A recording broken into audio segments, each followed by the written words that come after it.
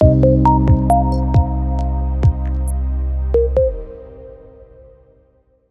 name is Rossana Pineyro, and I am a research associate at ONDISC. What really led me here was that I'm from Mexico, so I wanted to develop in foreign policy, especially in the United States, and that was a perfect fit for me to develop professionally. I just graduated from my master's program in national security policy, and I wanted a program in which I could develop both professionally and have a mentor at the same time. So that was the perfect fit for me.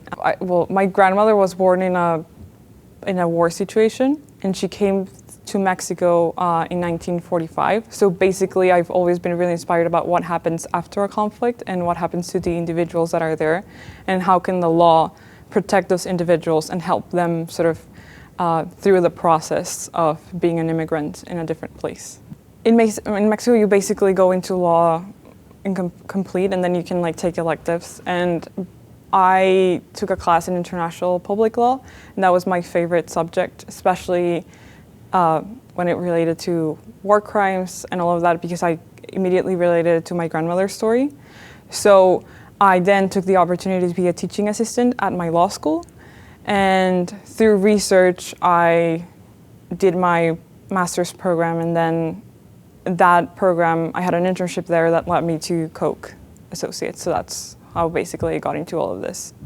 So basically what I did, it was my senior dissertation at law school. So basically I studied not what happens, but what's a way to stop a war from recurring, and how can you solve and how can you help the people move forward.